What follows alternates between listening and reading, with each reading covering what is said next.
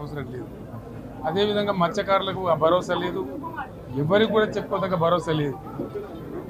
ఇందులో విశేషం హైలైట్ ఏంటంటే ఆర్థిక మంత్రి ప్రతి మాటను ఒత్తి ఆ డబ్బు వచ్చినప్పుడు అదేందో పెద్ద మహాప్రపంచం విజయంలాగా ఒత్తి చెప్పడం తప్ప కొత్తది ఏమీ లేదు. ఒత్తి పలుకులు పలకడం తప్ప కొత్తగా చెప్పింది ఏమీ లేదు. ఒక కొత్త సంక్షేమ పథకం కానీ ఏది కూడా లేదు. మహిళల పట్ల కూడా చాలా స్పష్టంగా చెప్పాల్సిన అవసరం ఉండే, కానీ వాళ్ళు మేము 1,00,000 కోట్లు ఇస్తాం అన్ని రుణాలు, ఆ రుణాలు వీలేదో ఇస్తున్నట్టుగా ఆల్రెడీ ఉన్న స్కీమే, నథింగ్ న్యూ అబౌట్ ఇట్, ఏమి లేదు.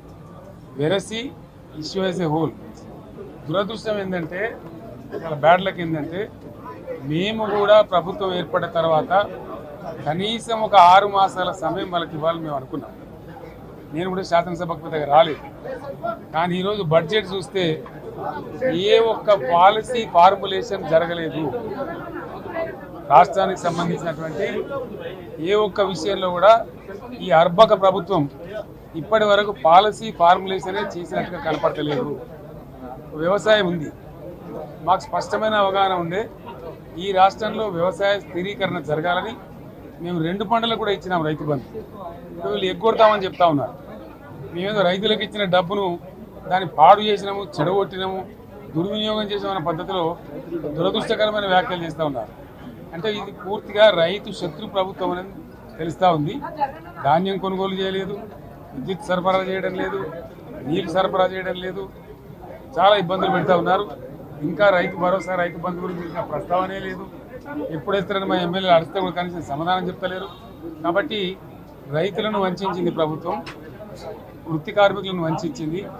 ఒక్క పాలసీ, ఇండస్ట్రియల్ పాలసీ ఏమి లేదు. బట్టి గ్యాస్ ట్రాష్ పంచరంగ ఈస్మాన్ కలర్ లాగా చెప్పడం తప్ప, స్టోరీ టెల్లింగ్ లాగా ఉన్నది తప్ప బడ్జెట్ చెప్పినట్టు లేదు. రాష్ట్రంలో వ్యవసాయ పాలసీ ఏమిటి, పారిశ్రామిక పాలసీ ఏమిటి, ఐటీ పాలసీ ఏమిటి, ఇంకా ఇతర అనేక పాలసీలు, పేద వర్గాలకు సంబంధించిన పాలసీ ఏమిటి అనే దాని మీద ఏ ఒక్క దాని మీద కూడా గ్యాస్ ట్రాషే తప్ప, చిల్లర మల్లర ప్లాట్ఫామ్ స్పీచ్ లాగా ఉంది తప్ప, అది బడ్జెట్ ప్రసంగం లాగా లేదు.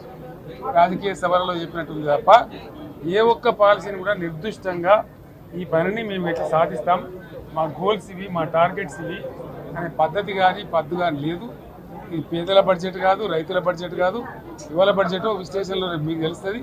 భవిష్యత్తులో బ్రహ్మాండంగా మేము దీన్నంతా కూడా చీల్చి చెండాడబోతాం. Thank you.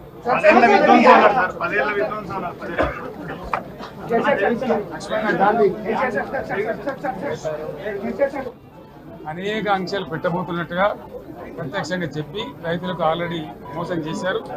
బడ్జెట్లో వాళ్ళ నైజం కూడా స్పష్టంగా బయటపడింది. గత ప్రభుత్వం అన్ని రాష్ట్రాల్లో అన్ని